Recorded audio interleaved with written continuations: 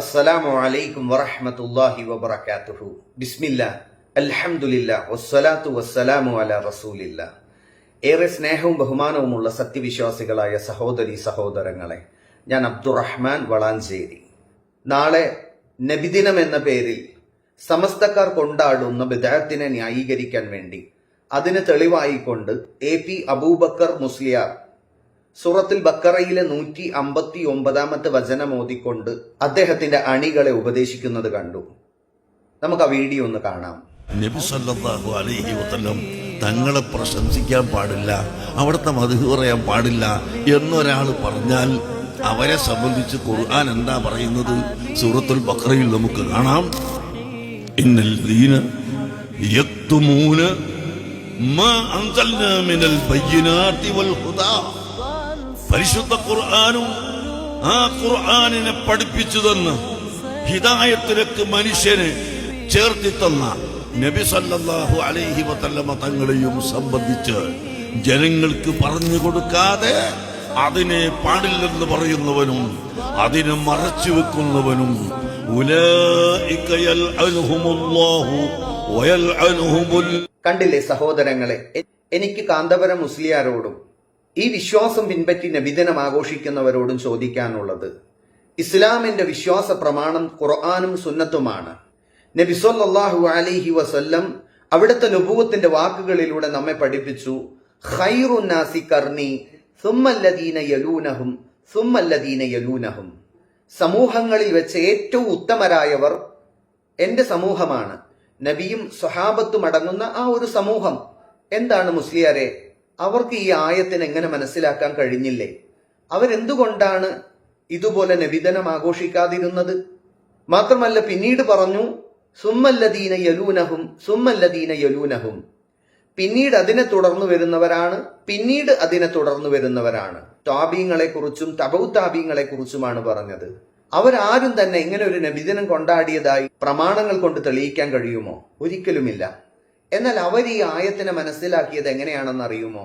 ആ ആയത്തിലൂടെ അല്ലാഹു സുബ്ഹാനഹു തആല പറയുകയാണ്, ഇന്നല്ലദീന, തീർച്ചയായും ചില ആളുകൾ, യക്തുമൂന, അവർ മറച്ചു വെക്കും, മാ അൻസൽന, നാം അവതരിപ്പിച്ചതിനെ, യഅനി വിശുദ്ധമായ ഖുർആനിനെ.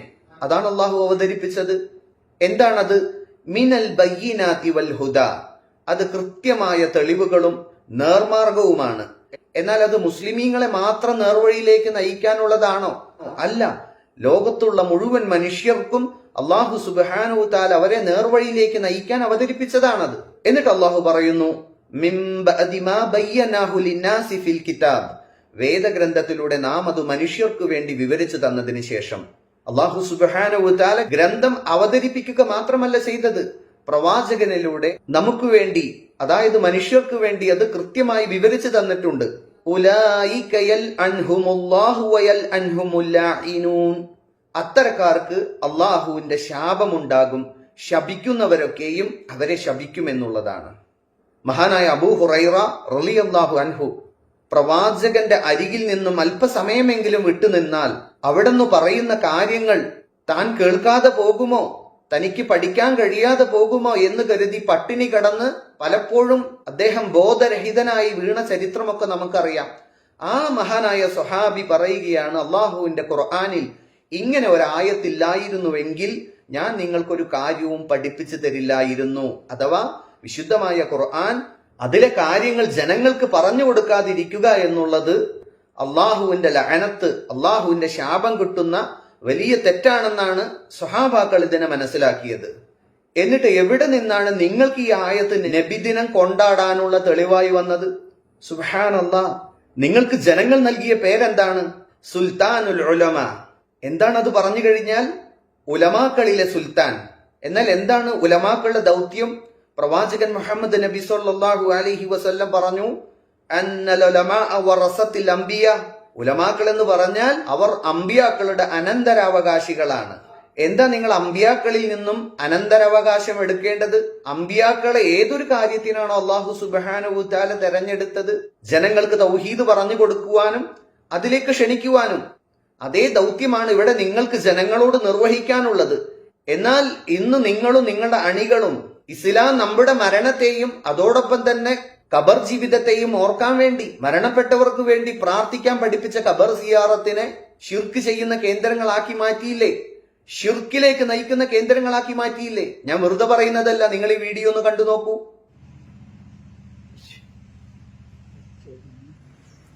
ഇങ്ങനെ ആൾക്കാർ വരും അല്ലേ? പേരെന്താ നിങ്ങളെ? ബാബു. എന്താ സാധനം മുതൽ കാണാനില്ല? ഇത് കിട്ടാൻ വേണ്ടി എവിടെ വന്നത്? ബാബുവിന് അള്ളാഹുവിനെ കുറിച്ചിട്ട് അറിയോ? ദൈവവിശ്വാസം നന്നായിട്ടുണ്ട്. റസൂലിനെ കുറിച്ചിട്ട് അറിയോ? അതിനെപ്പറ്റി കൂടുതൽ അറിയില്ല. പക്ഷെ എന്നാലും നമ്മള് ഇവിടെ വന്നിട്ട് ഈ ദൈവത്തിനെ നമ്മൾ ഓർക്കാതെയും പറയാതെയും നമ്മൾ നടന്നിട്ടില്ല. കള്ളാടി തങ്ങളെ ഓർക്കാതെ നടന്നിട്ടില്ല. ഞങ്ങൾ എവിടെ പോവുകയാണെങ്കിലും ഇവിടെ നമ്മൾ പ്രാർത്ഥിക്കും. ഒരു മുസ്ലിമിന്റെ വിശ്വാസത്തിന്റെ ഭാഗമാണ്. അള്ളാഹു അല്ലാത്തവരെ നിങ്ങളിപ്പോ നേരത്തെ പറഞ്ഞു ഇവിടെ വന്ന് പ്രാർത്ഥിച്ചു എനിക്ക് എന്റെ കാര്യങ്ങൾ നടക്കുന്നുള്ളത്.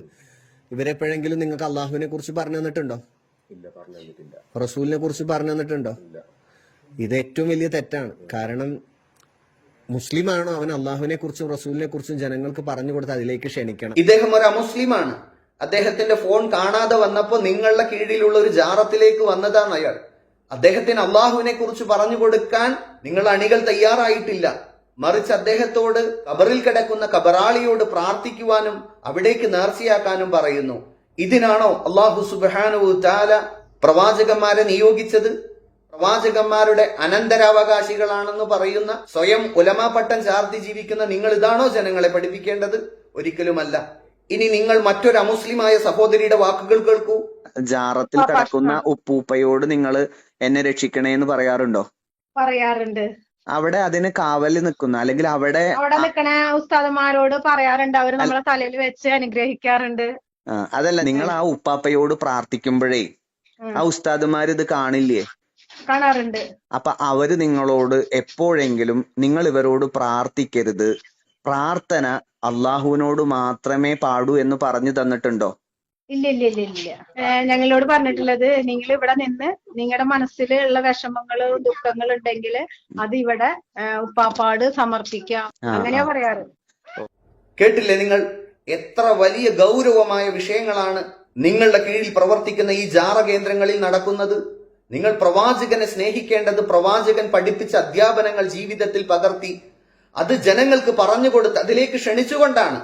ഇസ്ലാമിന്റെ അടിസ്ഥാനം തൗഹീദാണ്. ആ തൗഹീദിലേക്ക് ജനങ്ങളെ ക്ഷണിക്കേണ്ട നിങ്ങൾ ആ പാവങ്ങളെ കൊണ്ട് ശിർക്ക് ചെയ്യിച്ചിട്ട് നിങ്ങൾ എന്ത് പ്രവാചക സ്നേഹമാണ് ഇവിടെ കാണിക്കുന്നത്? അള്ളാഹുവിന്റെ ഖുർആൻ പഠിപ്പിച്ച വിശ്വാസമാണോ ഇത്? അള്ളാഹുവിന്റെ റസൂല് പഠിപ്പിച്ച സുന്നത്താണോ ഇത്? എന്നാൽ ഇത്തരക്കാരോടാണ് അള്ളാഹു സുബ്ഹാനഹു തആല പറഞ്ഞത്, ഉലൈക യൽഅൻഹുമുല്ലാഹു വയൽഅൻഹുമുൽ ലാഇനൂൻ. അത്തരക്കാർക്ക് അള്ളാഹുവിന്റെ ശാപമുണ്ട്, ശപിക്കുന്നവരൊക്കെയും അവരെ ശപിക്കുമെന്ന് പറഞ്ഞത്. എന്നാൽ മുസ്ലിയാരെ, അടുത്ത ആയത്തിൽ അല്ലാഹു സുബ്ഹാനഹു തആല പറയുന്നത് ഒരുപക്ഷെ നിങ്ങൾക്ക് ഗുണകരമായേക്കാം. എന്താണത്? ഇല്ലല്ലദീന താബു, ഒരു കൂട്ടരൊഴികെ അവർ തൗബ ചെയ്യും. അവർക്ക് സത്യം വന്നു കിട്ടുമ്പോൾ, ഒരാൾ സത്യം പറയുന്നത് കേൾക്കുമ്പോൾ തൗബ ചെയ്യുക. വ അസ്ലഹു, പിന്നീട് നമ്മുടെ ജീവിതം ഇസ്ലാഹ് ചെയ്യുക, നവീകരിക്കുക. വബയ്യനു, നിങ്ങൾ മറച്ചുവെച്ച സത്യം ജനങ്ങൾക്ക് പറഞ്ഞു കൊടുക്കുക. ഇവിടെ ഉണ്ണികൃഷ്ണനെയും യോഹന്നാനിനെയും അബൂബക്കറിനെയും സൃഷ്ടിച്ചത് അല്ലാഹു സുബ്ഹാനഹു തആലയെ മാത്രം ആരാധിക്കാൻ വേണ്ടിയാണ്. അത് ജനങ്ങളിൽ നിന്നും മറച്ചുവെച്ച് ജനങ്ങളെ ശിർക്കിലേക്ക് നയിക്കുന്ന നിങ്ങളെ കേന്ദ്രങ്ങൾ ആദ്യം അടച്ചുപൂട്ടുക. ഫഉലൈക അതൂബു അലൈഹിം വഅന തവ്വാബുർ റഹീം. അങ്ങനെയുള്ള ആളുകൾക്കാണ് അല്ലാഹു സുബ്ഹാനഹു തആല പൊറുത്തു കൊടുക്കുന്നതെന്ന്, ഞാൻ ഏറെ പൊറുക്കുന്നവനാണെന്നും അല്ലാഹു നമ്മെ പഠിപ്പിക്കുകയാണ്. അതുകൊണ്ട് അല്ലാഹു അവന്റെ റസൂലോ പഠിപ്പിക്കാത്ത ഇത്തരം അന്ധവിശ്വാസങ്ങളിൽ നിന്നും അനാചാരങ്ങളിൽ നിന്നും വിട്ടുനിൽക്കുക. അല്ലാഹു സുബ്ഹാനഹു തആല നമ്മെ അനുഗ്രഹിക്കുമാറാകട്ടെ. അസ്സലാമു അലൈക്കും വറഹ്മത്തുള്ളാഹി വബറകാതുഹു.